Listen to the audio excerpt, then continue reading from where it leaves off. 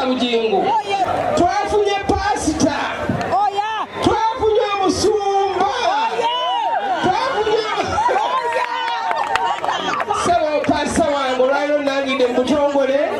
Newe banvudde wano ne kutubasa bonkwetaago.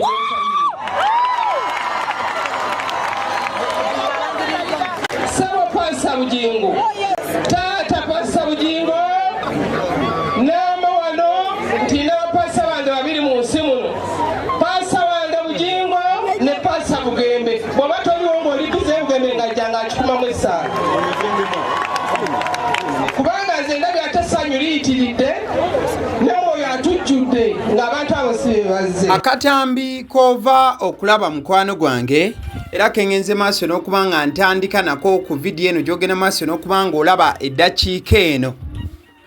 Katambi akagenda maaso n'okuba nga kakwatibwa olunaku Maama Fiina lwe yagenda maaso n'okuba nga asalawo okulayira era n'alamira Pastor Bugingo nti ye bw'agenda nga maaso n'okuba nga afa nga yasoose Pastor Bugingo asubutukangayo baafubutukangayo yonna gy'abaali najja amusabira amubuufu obufaananako bwe butyo. Wabula oluvannyuma lw'ebigambo ebyo ebyayogerwa Maama Fiina ng'awa obweyamo bwe eri Pastor Bugingo, olunaku olw'ejjo Maama Fiina alina ebigambo bye yayogedde.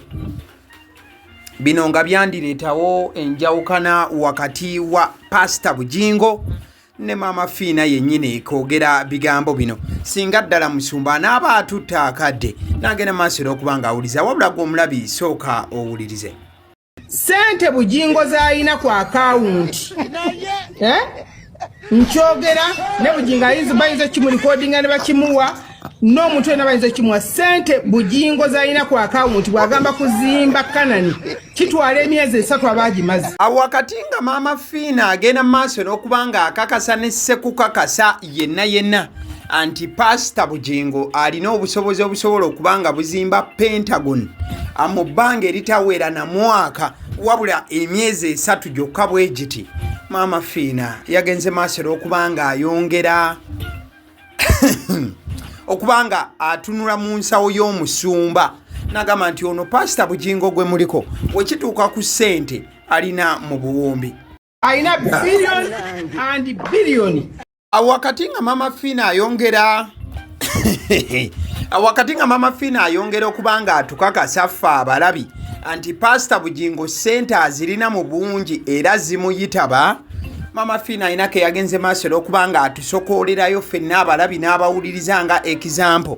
N'atugamba nti temukoma kubangayo mulabawo mu kifaananyi nti essente weeziri wabula musumba gye buvuddeko ebbanga si ddene mbu baali ne Maama Fiina oyo omusumba n'agenda maaso n'okuba nga alinako we yaguze wabula omuwendo gwa ssente gwe yaguzeewo.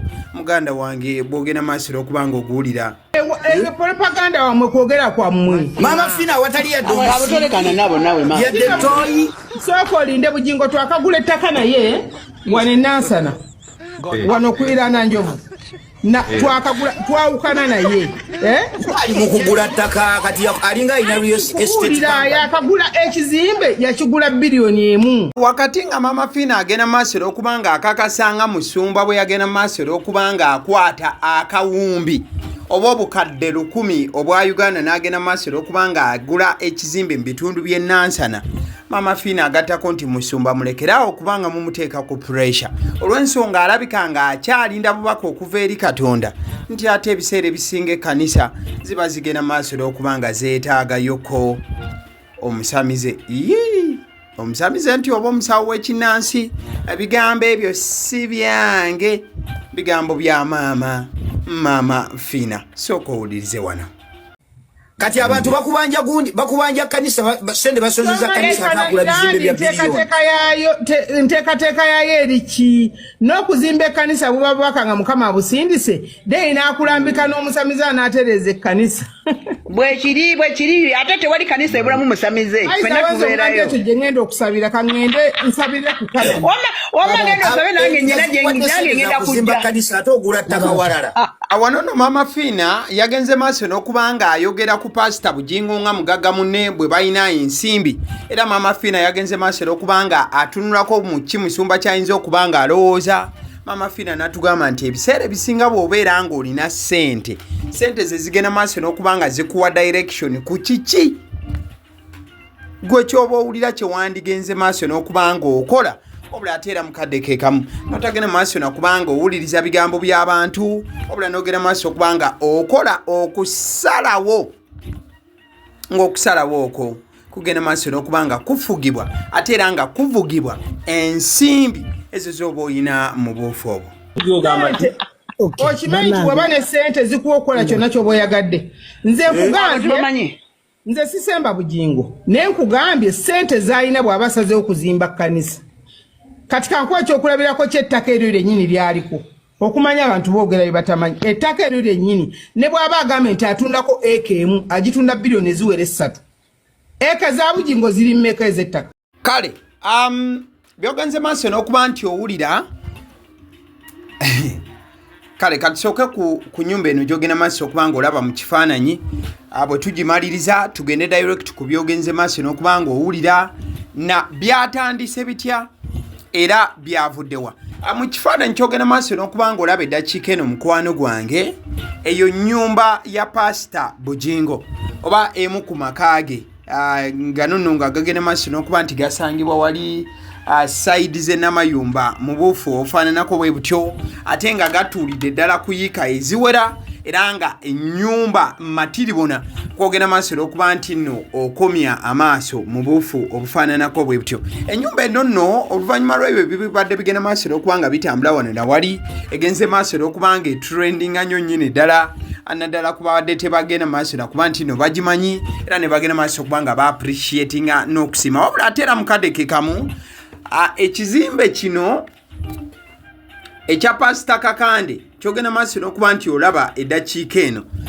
bangi bakikozesezza nnyo oba kyaki eno gyogenda maaso n'okuba nga olaba eyakazimbibwa era ekizimbe nga kyakagenda maaso n'okuba nga kiggwa nga ne gye buvuddeko omukulembeze w'eggwanga yagenda maaso okuba nga akiggulawo mu butongole ojja kujjukira zaali ennaku z'omwezi 15 Desemba wali ku the Temple Mount Church of All Nations nga bweyitibwa nga kati tekyali sinagoga badde kugamba nti ekifaananyi oba ekizimbe ekyo oba kyaki eno nga yakamala okuzimbibwa yatandise okubanga ereeta bangi okutandika okubanga boogera ebigambo n'okuba nti bakuba emimiro abamu bagisanyukidde wabula ate oluvannyuma lw'ogisanyukira ne batandika okubanga bakiza ewa Pastor Bugingo mujagadde kulaga bino byonna byavuddewa so ne batandika okubanga bakize wa Pastor Bugingo mu buufu obufaananako bwe butyo ne batandika okubanga boogera ku bya Canaanland Pentagon n'ebiringa ebyo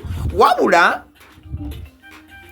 Maama Fiina oluvannyuma lwakiri oba ebibiri byensoose okubanga nkulaga Maama Fiina we yabadde nga azze ku live emu live eyo yabadde egenda maaso n'okubanga ehostingibwa mwana mulenzi amanyiddwa nga Kabaata ku mukutu ogwo ogwa TikTok bagenze maaso n'okuba nti Maama Fiina bamugattako. Maama Fiina we yazze ku line kuno kimanyiddwa bulungi ebiseera ebisinga nti mbuulira gw'oyita naye ankubuulira empisa ze oba abagagga n'abagagga baagalana.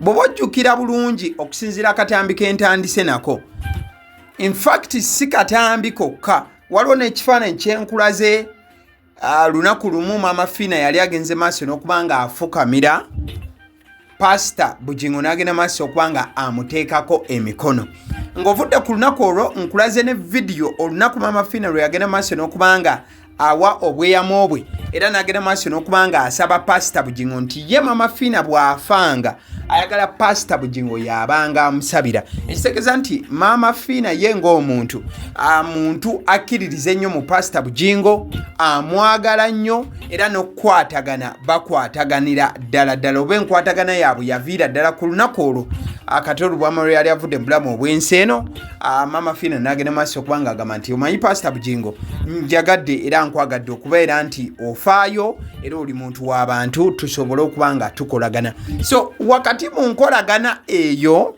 ebigambo Maama Fiina bye yagenze maaso era okuba nga ayogera ku pastor Bugingo buli yagenze maaso n'okuba nga abifuna yagenze maaso n'okuba nga abiwuliriza era n'abitwalanga ekikulu olw'ensonga nti mu bigambo bino Maama Fiina bye yagenze maaso n'okuba nga ayogera yagenze maaso n'okuba nga agattako ne reference. Maama Fiina ng'agamba nti ye essayidi z'ennansana Maama Fiina neyiba wa pastor Bugingo era nti waliwo ekizimbe kula amalungi pastor Bugingo kyakagenda maaso n'okuba nga agula era nti bwe yabadde agenda maaso n'okuba nga akigula yakiguze akawumbi ka Uganda kalamba. Mukwano gwange gwe yali awo nga tomanyi kawumbi ka ssente akawumbi bubeera obukadde 1,000 azino obala obukadde kamu bubiri obukadde 1,000 obukadde 2 obukadde 3 obukadde 4 obukadde 8 obukadde 1,000 ke kawumbi. So Maama Fiina yavuddeyo n'akola revelation n'agamba nti pastor Bugingo yakagula ekizimbe kya kawumbi kalamba bweddu. Wabula ate mukadde ke kama Maama Fiina bino byonna obwedda abyogera ng'agenda maaso n'okuba nga akuba mu tooki mu church ya mukwano gwe pastor Bugingo ng'era Maama Fiina agamba nti ebyo bye muliko bikadde Pentagon webanga yakuzimbibwa musumba agamba bugambi nti cwi mu myezi 3 bwegiti nebeeranga Pentagon ewedde ne sekugwa yenna ate era mukadde ke kama Maama Fiina ng'akyagenda maaso okuba nti ayogera ku Pentagon eno eya pastor Bugingo Maama Fiina yagenze maaso okugamba nti essaawa zino musumba yandibanga tannaba kubanga akifuna muli okubeera nti agenda maaso okubanga azimba Pentagon. Wabula bwe tubanga tuvuddeko ku bigambo bya Maama Fiina katono nnyo ne tugenda maaso n'okubanga tutandululako ebigere ne tuddako ewa musumba katono ebbanga lyonna pastor Bugingo abantu bangi abazze ne bagenda maaso okubanga bavaayo nga bamusaba Pentagon. Wabula wakati mu kubanga bamusaba Pentagon abasinga ku babadde bagimusaba tebasabira mu church ye ya House of Prayer Ministries International enesangibwa Makerere Kavule era mukadde ke kamu abagoberezi era abantu abasabire wa pastor Bugingo ebbanga lyonna beebuuzizza abantu bano abatasabira ku chaachi ye bajjawa olukusa era bajjawa audacity egenda maaso okubanga babanja Pentagon ate nga si gye basabira. Mukadde ke kamu ne musumba yennyini pastor Bugingo avuddeyo enfunda eziwera n'agenda maaso n'okubanga yeewuunya abantu abagenda maaso okubanga basaba Pentagon ng'ate si gye basabira ku chaachi ye era yagenda maaso n'okubanga agamba n'ogamba nti Pentagon ya nnyoko era olunaku lwe yagambira nti Pentagon ya nnyoko yali agenda maaso n'okubanga akiweereza buli kiisi yali agenze maaso okubanga amuleetako akalaaca n'okubanga amuteekako pressure nesekuteekako yena ng'agenda maaso okubanga amubanja Pentagon yababuuza nti Pentagon we muba mugibuuza eno Pentagon gye mugenda maaso okubanga mubuuza si ya nnyammwe oba Pentagon tesobola kubanga ya nnyoko nabwe ekito tolina lukusa lugenda maaso era kubanga lugibuuza. In fact oluvannyuma lw'ebyo n'ebyagenda maaso okubanga bihappeninga pastor yagenda maaso n'okubanga ayongera okukinoganya n'agamba abantu bonna nti bannange tukyalina okugenda maaso okubanga tusonda ssente za Pentagon era bangi bagenda maaso n'okubanga bavaayo beesobolola mpola ne bagenda ku kitundu ne bagenda maaso okubanga bongera okubanga bacontributinga omuli n'abakadde abavubuka n'abato ne bagamba nti bwe katali jirya Pentagon egenda kubanga egwa. In fact pastor Bugingo yagenze maaso n'okubanga ayongera okulambulirwa ku Pentagon n'agamba nti Pentagon tekigenda kuba chachi ya bulijjo oba tekigenda kuba kizimbe kya bulijjo engeri gye kiri kigenda kuba kinene nnyo buli ewanagenda nga socket balina kusooka kupimawo, ewanaagenda kebo balina kusooka pimawo, ewanaagenda waya ez'emizindaalo byonna balina kubipulaaninga ng'okuzimba tekunnaba, olw'ensonga kigenda kuba kizimbe kinyirivu, kigenda kuba kizimbe kya njawulo, era kigenda kuba nga si kizimbe kya bulijjo oba egenda kuba kyaki ya njawulo. Ekibuuzo Maama Fiina ebigambo byonna bye yagenze maaso n'okuba nga ayogera ku Pastor Bugingo. Pastor Bugingo yabireceivinze.